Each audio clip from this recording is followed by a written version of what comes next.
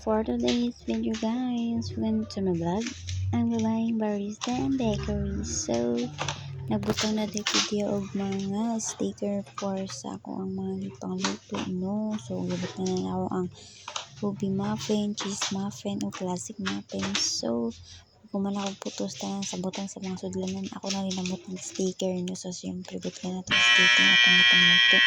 Ang side dito, usay ngalan ana. So, muna na ito ang gana for today's video guys no.